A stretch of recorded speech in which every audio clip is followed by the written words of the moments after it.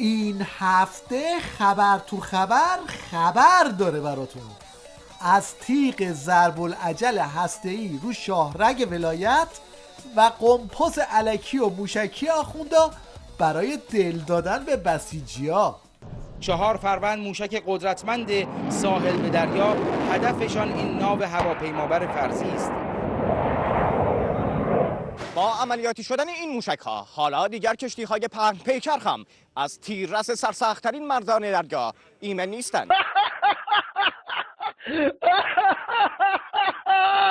اما از اونجایی که همزمان با این موشک بازی‌ها ظریف در حال نرمش ذلیلانه است، واضحه که موج این ترقی بازی‌ها هم برمیگرده به سمت داخل نظام. حالا شاید یکی بپرسه که آقا این آخوندا این موشک‌ها رو برای چی میخوان آخه؟ بالاخره مأموریتشون چیه؟ اما مأموریت این ناو رو همونجوری که اشاره فرمودید ارسال پیام صلح و دوستی به کشورهای دوست و به ویژه مسلمان هست و تحکیم روابط جمهوری اسلامی ایران تحت عنوان دیپلماسی دریایی با کشورهای منطقه و فرامنطقه. این هم یه مدل جدید از اقتدار ولایت توی دیپلماسی لبه دریایی. چرا کاری کردین که تنهایی قدم بزنه؟ میخواست بازم رو مخ ظریف راه بره، اما مرد هسته‌ای دستشو خوند و تنهاش گذاشت. نتیجه این جور قیقاج ها تو نظام گیجی بسیجی هست.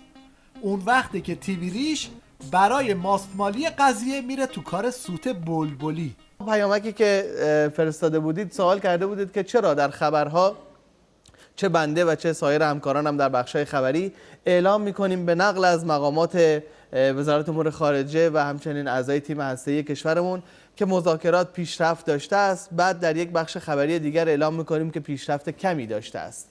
و واقعیت امر چگونه هستش؟ حقیقت امر این هستش که مذاکرات هسته‌ای به حدی فشرده و پیچیده هستش و گاهی اوقات جزئیات به شکل و سمتی خواهد رفت که نتیجه اون جلسه منتج به این میشه که به هر حال یک توافقات حاصل بشه و با خوشحالی دو طرف از پای میز مذاکره بلند میشن و از اتاق خارج میشن. تو فرصت 2 ساعته 3 ساعته یا حالا چند روزه‌ای که وقفه است بین این مذاکرات، فشارهایی که به طرف غربی میاد از ناحیه لابی صهیونیسم ها و برخی از افراد یا کشورهای منطقه باعث میشه که 180 درجه آنچه که در جلسه قبل توافق شده در جلسه بعدی در واقع دنبال بشه و نتیجه مغایرت داشته باشه با توافق قبلی. خلاصه این که دود و دم مذاکرات هسته‌ای آخوندا زیاده، اما ته خط به هیچ جا نمیرسه.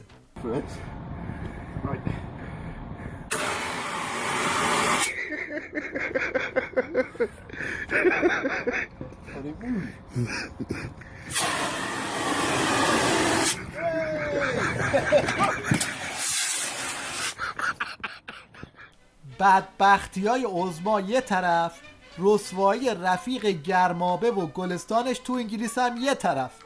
ببینید جک استرا چه فضاحتی به بار آورده که حتی تیویریش هم تو ماسمالی کردنش مونده. افشای مطالب رد و بدل شده در مذاکره اقتصادی با 2 سیاستمدار سرشناس و نماینده کنونی مجلس انگلیس که با دوربین مخفی تصویر برداری و رسانه‌ای شده نشون میده اونها به جای تامین منافع رأی دهندگان چطور اعلام آمادگی کردن از جایگاه و نفوذشون به نفع شخصی و برای یک شرکت خارجی استفاده کنند.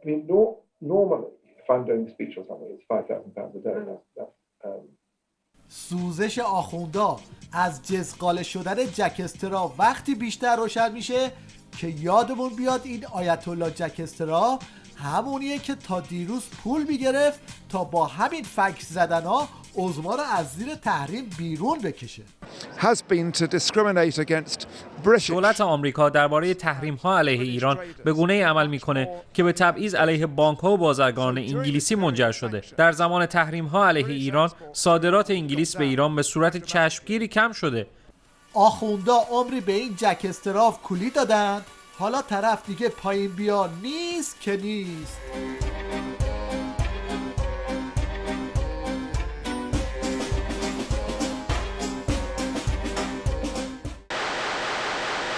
مشنگستان این هفته رو با یه راه حل مشنگی برای جلوگیری از گرونی مرغ شروع میکنیم. مرغ رو 8000 تومان نخرید.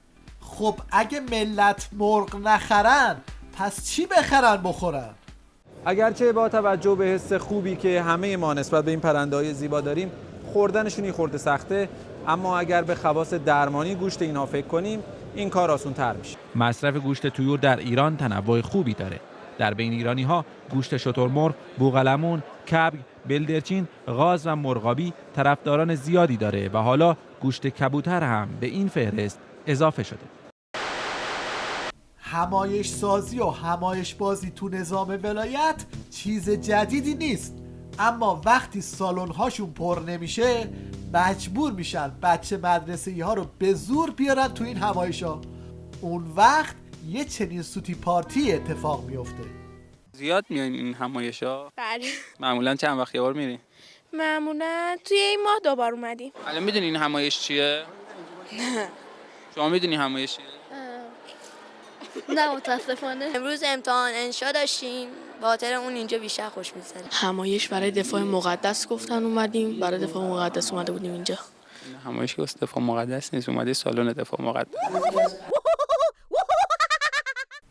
اینم آخر ابتکار و نوآوری. تو یکی از همین همایش‌های آخوندی گرفتن جایزه، اون هم با دوچرخه. دوستی رو که با دوچرخه اومده بود برای گرفتن جایزه. اما چرا با دوچرخه؟ هم باعث شادی شهروندانی میشه که یک همچین هلیکوپتر بالای دوچرخه میبینن، ترغیب میشن که آره ما هم میتونیم سوار شیم. اگه کسی دنبال تاثیر این همایش‌ها تو وضعیت پتال اقتصادی نظامه، باید بشینه پای حرفای این حاجی آبقوره. اقتصاد مقاومتی نه به شعار، نه به تشکیل کنگره ها و مجالس، نه به تیتر روزنامه هاست. این عمل میخواد، مدیریت جهادی میخواد، مدیریت جبهه‌ای میخواد. حالا که وضعیت همایش‌ها تو نظام روشن شد، خوبه یه سری هم به یکی از رزمایش‌ها بزنیم. رزمایش امداد و نجات در شرق تهران.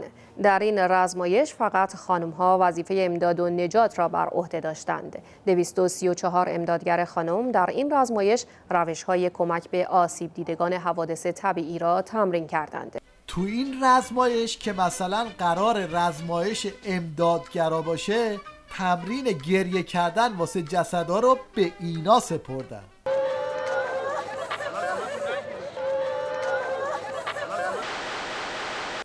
این حجت الاسلام خرمالو هم حرفاش تمام شده، پیله کرده به واژه شناسی دیوان امامش. نمونش دیوان امام رو شما ببینید، پر از این واژه هاست. در میخانه گشایید برویم شب و روز، که من از مسجد و از مدرسه بیزار شد. این میخانه که امام میگه که میگه در اون رو روی من باز کنید، اونم نه فقط شبها، حتی روزها.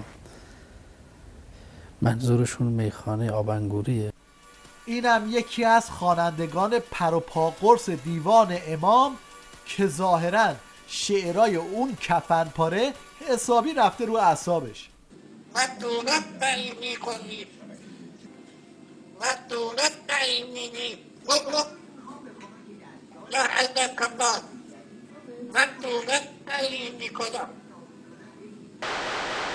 حالا نوبت میرسه به تازه ترین سوتی این حضرت سوت در تیویریش ولایت. آدرس رو داشته باش. اما همونطور که خدمتتون عرض کردم، آقای دکتر روحانی ریاست محترم جمهوری در 14 سفر استانی خودشون به قم سفر کردن. به صورت مستقیم در حرم امام رضا ایشون در حال سخنرانی هستن که تقدیمتون میکنیم. روحانی رفته قم؟ بعد کدوم حرم؟ به صورت مستقیم در حرم امام رضا ایشون در حال سخنرانی هستن که تقدیمتون میکنیم. وقتی تیویریش تصمیم میگیره با کسادی بازارش مقابله کنه، اون وقت برای جلب مخاطب به چنین فلاکتی میفته. یکیش پخته یکیش که نپخته. یکیش نپخته. 10 20 30 40 50 60 70 80 90. آقا این از هر لحظه که جلوی ضرر بگیری منفعته. من به شما خیلی احترام قائلم، ولی اگه یه شونه تخم مرغ هم بزنین فرقی نمیکنه. حالا میل خودتونه. نه خواهش نه آقای مصطفی، نه خودتون صاحب سر میگه انجام بدید دیگه. خب نه اینجوری الان وای یعنی واقعا الان چی میشه؟ آها آقای بزنیم ما آماده بریم ببینیم چی میشه. این واقعا نپخته بود، این واقعا نپخته بود. وای فیل نقاش و فوتبالیست دیده بودیم، اما فیل رقاص ندیده بودیم. سکانس پایانی این خبر تو خبر رو به حرکات موزون فیل‌های هنرمند اختصاص دادیم.